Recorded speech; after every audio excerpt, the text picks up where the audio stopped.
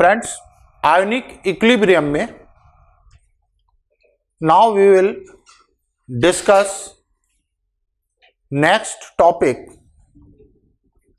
that is how to calculate pH in case of strong acid and strong base. So calculation of pH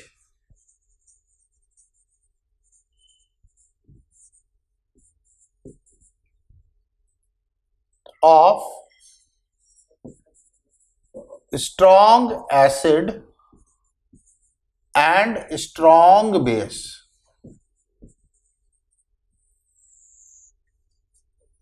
तो सबसे पहले strong acid का pH calculate कैसे करते हैं। Strong acid, तो सबसे पहले first of all calculate normality of H plus ion, normality of strong acid, calculate normality,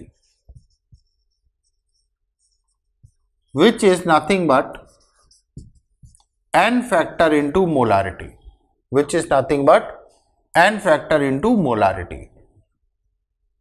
तो सबसे पहले हमारी नॉर्मेलिटी आती है। Second step, normality is equal to concentration of H plus ion. जो नॉर्मेलिटी होती है वो concentration of H plus ion के इक्वल होती है।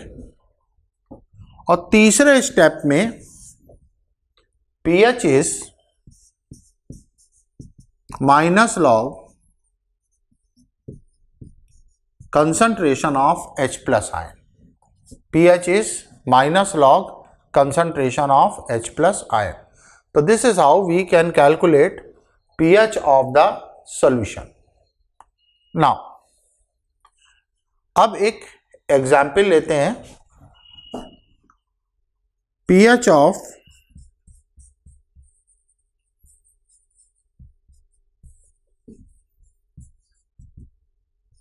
pH of 0.1 molar HCl। तो इस क्वेश्चन में HCl का pH निकालना है जिसकी मोलारिटी है 0.1। Now we know that HCl का n फैक्टर 1 होता है।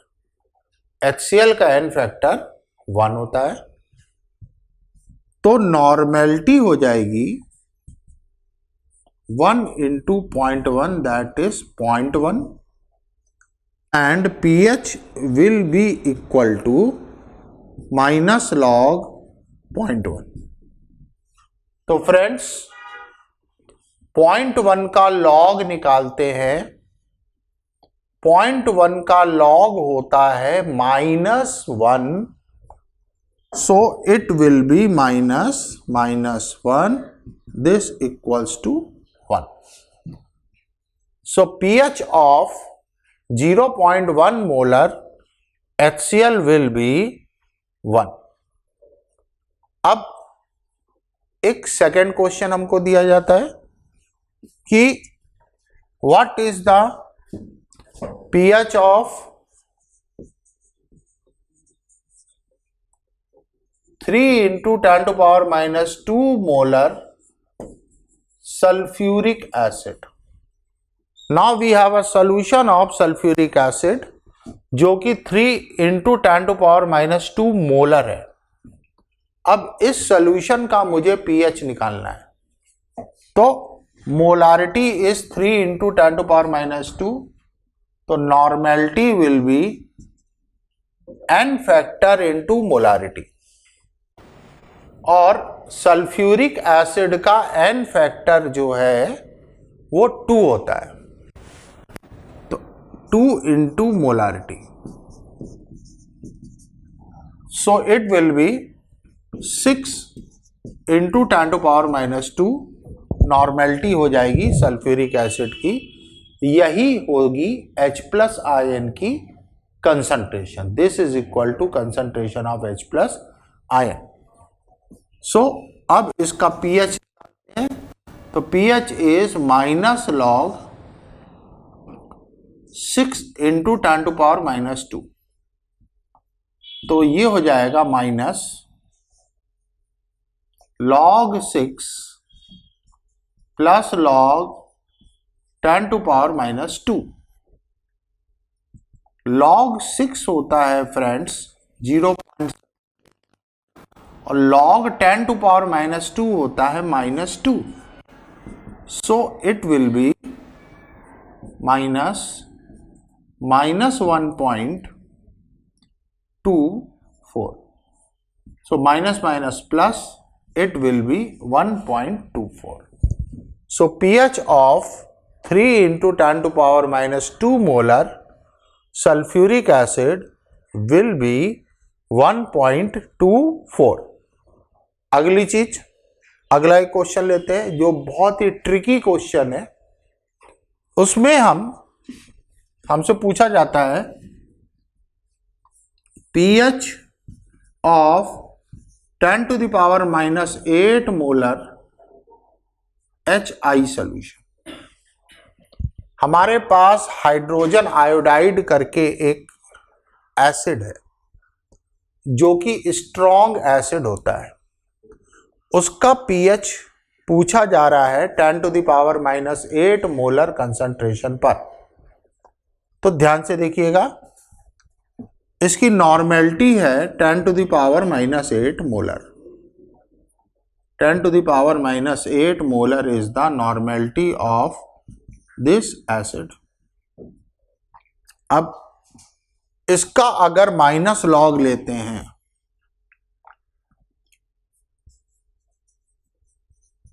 तो ये आता है 8. लेकिन सोचिए किसी भी एसिड के सॉल्यूशन का pH 8 हो सकता है क्या 25 डिग्री सेल्सियस पर? नहीं हो सकता है. एसिड का सॉल्यूशन का pH हमेशा 7 से कम ही होता है, 8 नहीं हो सकता है. तो इसका मतलब है कि यहां पर हम कुछ चूक कर रहे हैं, कुछ गलती कर रहे हैं. इसके पहले वाले क्वेश्चंस में तो हमने minus log concentration of H plus किया था और हमारा pH आ गया था. इस वाले क्वेश्चन में भी माइनस लॉग H प्लस करके हम pH निकालने की कोशिश कर रहे हैं, लेकिन ये अप्रोच हमारी गलत साबित हो रही है. क्यों? ध्यान से समझना. The acid is present in water. हमारा जो एसिड है वो पानी के अंदर प्रेजेंट है. And water also liberate H plus ion. पानी भी H प्लस आयन लिबरेट करता है, निकालता है. यहां पर इस केस में हम पानी के द्वारा निकाले गए H प्लस आयन को कंसीडर नहीं कर रहे हैं. तो अगर पानी के द्वारा निकाले गए H प्लस आयन भी कंसीडर किए जाएं तो रफली total H plus total will be approximately, पानी निकालेगा लगभग 10 टू पावर माइनस 7 मोल पर लीटर और HI ने निकाला 10 टू पावर माइनस 8 मोल पर लीटर. दोनों का सम किया, it is coming approximately 1.1 into 10 to power minus 7. अब pH निकालेंगे तो pH will be equal to minus log 1.1 into 10 to power minus 7.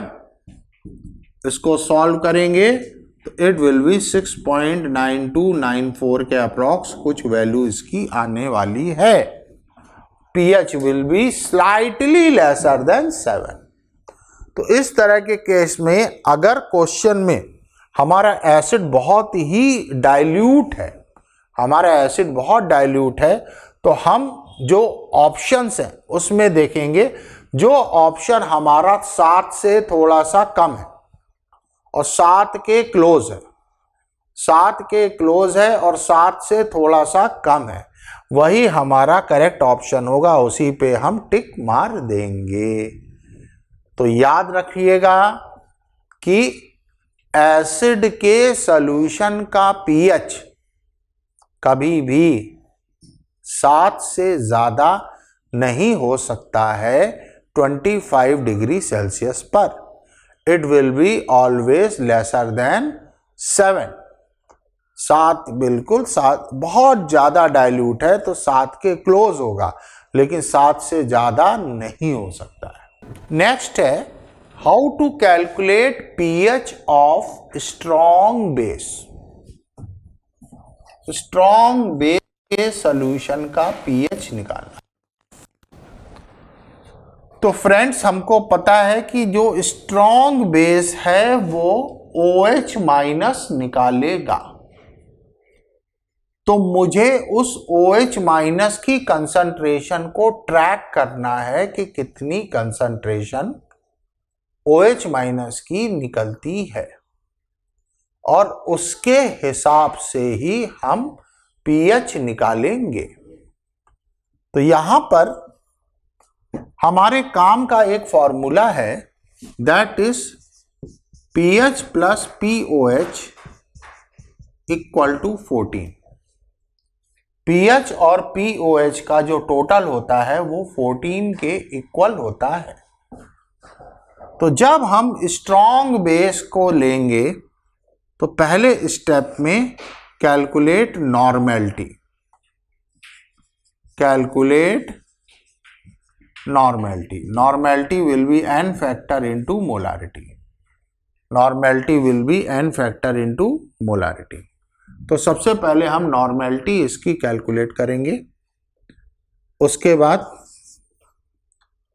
OH minus की concentration is equal to normality of the base. जो base की normality होगी वो OH minus की concentration के इक्वल होगी। थर्ड स्टेप में POH निकालेंगे। POH is minus log concentration of OH minus. OH minus की कंसंट्रेशन जो कि नॉर्मेलिटी के इक्वल थी उसका माइनस लॉग लेंगे तो आ जाएगा POH। उसके बाद pH निकालने के लिए इस फॉर्मूले की मदद लेंगे, तो pH will be 14 minus POH। जो हमारा POH आया था फ्रेंड्स उसको 14 में से सब्सट्रैक्ट कर देंगे तो हमारा pH आ जाएगा। तो पहले एक बेसिक क्वेश्चन लेते हैं, that is we have 0.1 molar sodium hydroxide solution. हमारे पास सोडियम हाइड्रोक्साइड सॉल्यूशन है 0.1 मोलर, इसका pH कैलकुलेट करना है। तो हम क्या करेंगे, सबसे पहले get normality. Normality will be molarity into n factor. NaOH का n फैक्टर 1 होता है, तो ये हो जाएगा 0.1। Normality will be 0.1। इसके बाद normality will be nothing but it's equal to concentration of OH minus. तो OH माइनस की कंसंट्रेशन भी हो गई है 0.1। इसके बाद हम निकालते हैं POH। तो POH is minus log of concentration of OH minus, minus log of 0.1। तो this will be minus log of 0.1 is -1, तो माइनस ऑफ -1 इज 1। तो POH is coming equal to 1, so pH will be 14 minus POH। 14 minus 1 is 13. तो pH of solution will be 13. Next एक question लेते हैं, ऐसा एक base लेते हैं जिसका n फैक्टर 1 से ज्यादा है। Like I have 0.02 molar barium hydroxide, अपने पास है 0.02 मोलर बेरियम हाइड्रोक्साइड, और इसके एक्वस सॉल्यूशन का मुझको pH निकालना है। तो पहला step, get normality. Normality will be n factor into molarity. Barium hydroxide 2 OH minus निकालता है, इसलिए इसका n फैक्टर 2 होता है। बेरियम हाइड्रोक्साइड 2 OH माइनस निकालता है, इसलिए इसका n फैक्टर 2 होता है। तो normality will be 2 into 0.02, it will be 0.04। तो normality of barium hydroxide solution comes equal to 0.04, और जो नॉर्मेलिटी आएगी वही होगी concentration of OH minus. OH minus की जो कंसंट्रेशन है वो आ गई है 0.04। नाउ अब हम लोग कैलकुलेट करते हैं POH। तो POH इज माइनस लॉग 0.04, तो इट इज माइनस लॉग 4/100 और minus log 4 minus log 100। log 4 होता है फ्रेंड्स 0.6 और log 100 होता है 2, तो it will be minus 1.4, minus and minus of 1.4, तो इट विल बी प्लस 1.4। तो POH of the solution is plus 1.4, तो pH is 14 minus POH, 14 minus 1.4 is 12.6. So this is pH of 0.02 molar barium hydroxide solution. Now अब एक tricky question यहां पर लेते हैं। Question is I have to calculate pH of 10⁻⁻8 molar potassium hydroxide. तो इसको अगर हम अपने यूजुअल तरीके से कैलकुलेट करते हैं कि मोलारिटी इसकी 10⁻⁻8 है, तो नॉर्मेलिटी आ जाएगी 1 इंटू 10⁻⁻8, दैट इज 10⁻⁸ KOH की। अब यही OH माइनस की कंसंट्रेशन होगी, तो माइनस लॉग OH माइनस की कंसंट्रेशन आ जाएगा POH, इसका माइनस लॉग लोगे तो आएगा 8, इसका माइनस लॉग लोगे तो आएगा 8, और फिर उस 8 को 14 में से सब्सट्रैक्ट करके जब pH निकालेंगे तो pH आएगा 6। तो अब यहां पर यह क्वेश्चन उठता है कि क्या किसी बेस के सॉल्यूशन का pH 6 हो सकता है? कभी नहीं हो सकता है भाई। बेस है तो बेस के सॉल्यूशन को अगर हम गौर से देखेंगे तो उसका pH तो हमेशा 7 से ज्यादा होगा। 7 से कम तो बेस के सॉल्यूशन का pH हो ही नहीं सकता है। तो हम यहां पर क्या गलती कर रहे हैं? हम गलती ये कर रहे हैं कि जैसे पिछले केसेस में हमने पानी के द्वारा निकाले हुए OH माइनस को कंसीडर नहीं किया था, वही चीज इस क्वेश्चन में भी कर रहे हैं। देखो फ्रेंड्स, पानी OH माइनस निकालेगा, पानी H+ निकालेगा।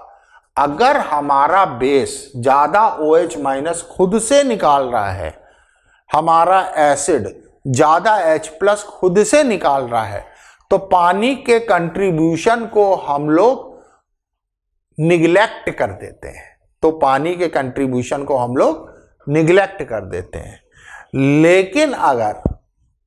लेकिन अगर पानी हमारा H+ और OH माइनस निकाल रहा है और एसिड या बेस की कंसंट्रेशन इतनी वीक है, इतनी माइल्ड है, हमारा बेस जो है उसकी कंसंट्रेशन इतनी कमजोर है, तो फिर हम लोग कैसे उसके वाटर के H+ या OH माइनस को निगलेक्ट कर सकते हैं? नहीं कर सकते। इस केस में तो बिल्कुल भी वाटर के OH माइनस को निगलेक्ट नहीं किया जा सकता है। इन केसेस में निगलेक्ट किया जा सकता था क्योंकि बेस खुद खूब ज्यादा OH माइनस निकाल रहा है, तो पानी के OH माइनस उसके सामने कंसीडर नहीं किए जाते। यहां पर बेस बहुत कम OH माइनस निकाल रहा है, तो total OH minus will be, पानी के OH माइनस विच आर रफली 10⁻⁻7 प्लस बेस के OH माइनस 10⁻⁻8 सॉल्व करेंगे तो इट विल बी 1.1 × 10⁻⁻7। नाउ निकालते हैं POH माइनस लॉग 1.1 × 10⁻⁻7 सॉल्व करते हैं तो ये आ जाएगा करीब 6.92 के या 94 के अप्रॉक्स। तो ये आ गया POH। अब इसको 14 में से सब्सट्रैक्ट करेंगे तो आएगा pH। तो pH = 14 - 6.92 which is equal to 7.08। तो हमारा जो pH है सॉल्यूशन का वो 7.08 आ जाएगा इस सिचुएशन में।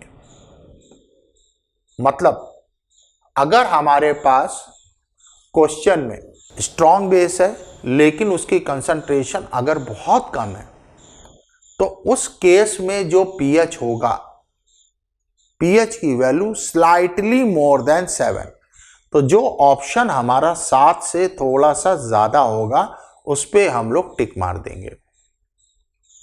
अगर हमारा स्ट्रॉन्ग एसिड है और उसकी कंसंट्रेशन बहुत कमजोर है, तो ऐसी सिचुएशन में हम लोग 4 ऑप्शंस में से उस ऑप्शन को देखेंगे जो 7 से थोड़ा सा कम होगा। तो जो ऑप्शन 7 से थोड़ा सा कम होगा उस पे हम लोग टिक मार देंगे। तो इस तरह से फ्रेंड्स हम लोग स्ट्रॉन्ग एसिड और स्ट्रॉन्ग बेस के pH को कैलकुलेट कर सकते हैं।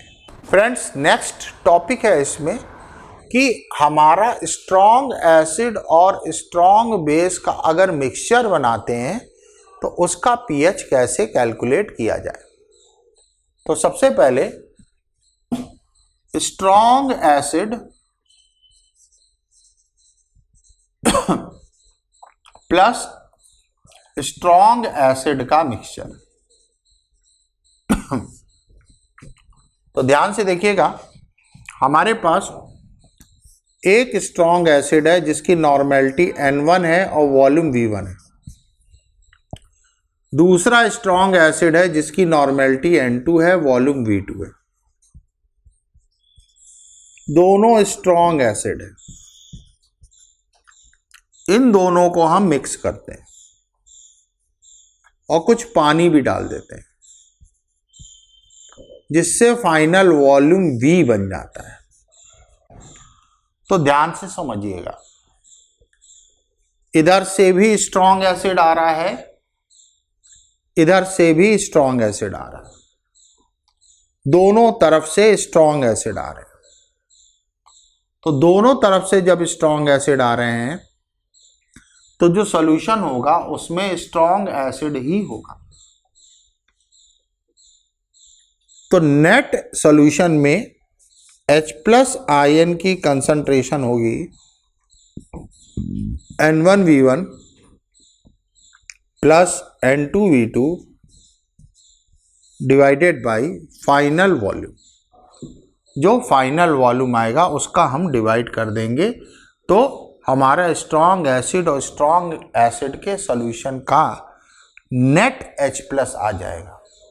N1 is normality of first acid, V1 is volume of first acid, N2 is normality of second acid and V2 is volume of second acid।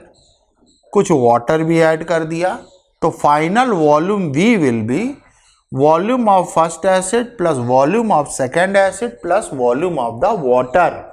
तो इन सबका सम करेंगे तो आ जाएगा V। अगला केस, अगर हम strong base plus strong base मिला दें तो क्या होगा? तो फ्रेंड्स, अगर हम बेस में बेस को मिलाएंगे तो सॉल्यूशन हमारा बेसिक ही आएगा। सॉल्यूशन हमारा एल्कलाइन या बेसिक ही रहेगा। बेस के सॉल्यूशन की क्या पहचान होती है? बेस का सॉल्यूशन लिटमस के रंग को बदल देता है। लिटमस के रंग को बदल देता है। पढ़िएगा, लिटमस के कलर को क्या कर देता है? रेड लिटमस को क्या कर देता है? ब्लू कर देता है। और इसके अलावा जो बेस होता है वो फिनोफ्थलीन के कलर को बदल देता है। फिनोफ्थलीन के कलर को बदल देता है। तो यहाँ पर हमारे पास एक बेस है जिसकी नॉर्मेलिटी है N1, वॉल्यूम है V1। दूसरा बेस है, नॉर्मेलिटी है N2, वॉल्यूम है V2। ये भी स्ट्रॉन्ग बेस है, ये भी स्ट्रॉन्ग बेस है। दोनों को मिलाया, पानी मिलाया, V लीटर कर दिया। तो नेट सॉल्यूशन तो फ्रेंड्स हमारा बेसिक ही रहेगा। तो नेट सॉल्यूशन में OH माइनस की concentration will be N1V1 plus N2V2 divided by final volume. जहां N1 पहले सॉल्यूशन की नॉर्मेलिटी है, V1 पहले सॉल्यूशन का वॉल्यूम है, N2 दूसरे सॉल्यूशन की नॉर्मेलिटी है, V2 दूसरे सॉल्यूशन का वॉल्यूम है, और V जो है वो दोनों सॉल्यूशन प्लस पानी का टोटल वॉल्यूम है। यानी नेट जो वॉल्यूम तैयार हुआ उसकी वैल्यू है V। अब हम क्या करते हैं? अब हम स्ट्रॉन्ग एसिड में स्ट्रॉन्ग बेस मिलाते हैं। स्ट्रॉन्ग एसिड में स्ट्रॉन्ग बेस मिलाते हैं। तो फ्रेंड्स, स्ट्रॉन्ग एसिड और स्ट्रॉन्ग बेस, अगर हम एसिड में बेस मिलाएंगे तो क्या होगा? जी हां, अगर हम एसिड में बेस मिलाएंगे तो न्यूट्रलाइजेशन रिएक्शन होगा। एसिड और बेस एक दूसरे को न्यूट्रलाइज करके खत्म करेंगे। तो ध्यान से देखिए, हमारे पास स्ट्रॉन्ग एसिड है जिसकी नॉर्मेलिटी N1 है और वॉल्यूम V1 है। हमारे पास स्ट्रॉन्ग बेस है जिसकी नॉर्मेलिटी N2 है और वॉल्यूम V2 है। इन दोनों को मिलाया, पानी भी मिलाया और फाइनल वॉल्यूम V लीटर आ गया। फाइनल वॉल्यूम V लीटर आ गया। तो इसमें पहला केस, केस 1, अगर एसिड के इक्विवेलेंट बेस के इक्विवेलेंट से ज्यादा हो, N1V1 is greater than N2V2। Friends, acid के इक्विवेलेंट हैं N1V1 और बेस के इक्विवेलेंट्स है N2V2। तो अगर N1V1 is greater than N2V2 तो उस केस में हमारा एसिड ज्यादा होगा, और एसिड और बेस रिएक्शन कर रहे हैं तो बेस हमारा पूरा खत्म हो जाएगा, बेस हमारा पूरा खत्म हो जाएगा और एसिड हमारा बच जाएगा, एसिड बच जाएगा और नेट सॉल्यूशन जो है वो एसिडिक रहेगा। तो एसिडिक सॉल्यूशन रहेगा तो concentration of H plus is N1V1 minus N2V2 divided by final volume, जहां पर N1V1 है एसिड के नॉर्मेलिटी और वॉल्यूम, N2V2 है बेस की normality and volume, and capital V है टोटल वॉल्यूम, मतलब volume of strong acid plus volume of strong base plus volume of the water. अब अगला केस लेते हैं, केस 2, जब N2V2 is greater than N1V1, जब स्ट्रॉन्ग बेस के equivalent ज्यादा है स्ट्रॉन्ग एसिड से, तब क्या होने वाला है? तो ध्यान से देखिएगा, जब बेस के इक्विवेलेंट एसिड से ज्यादा होंगे तो हमारा सॉल्यूशन स्ट्रॉन्ग बेसिक हो जाएगा, हमारा सॉल्यूशन स्ट्रॉन्ग बेसिक हो जाएगा। तो स्ट्रॉन्ग बेसिक होगा तो उस सिचुएशन में concentration of OH minus will be equal to N2V2 minus N1V1 divided by final volume। N2V2 है बेस के इक्विवेलेंट, N1V1 है एसिड के इक्विवेलेंट और V है फाइनल वॉल्यूम। तीसरा केस लेते हैं, जब N1V1 बराबर N2V2, जब N1V1 बराबर N2V2 हो, मतलब एसिड के जितने इक्विवेलेंट हैं उतने ही बेस के इक्विवेलेंट हो, तो क्या होगा? तो उस सिचुएशन में फ्रेंड्स हमारा एसिड पूरी तरह से बेस से न्यूट्रलाइज हो जाएगा और सॉल्यूशन न्यूट्रल होगा, और न्यूट्रल सॉल्यूशन का pH 7 होता है, या H प्लस की कंसंट्रेशन 10⁻⁻7 होती है। तो फ्रेंड्स आज की क्लास में हमने स्ट्रॉन्ग एसिड का pH, स्ट्रॉन्ग बेस का pH, एसिड के सॉल्यूशन का pH, बेस के सॉल्यूशन का pH और एसिड और बेस के मिक्सचर के pH, इसके बारे में हम लोगों ने डिटेल में देखा। नेक्स्ट क्लास में हम लोग इसके आगे पढ़ेंगे। Thank you.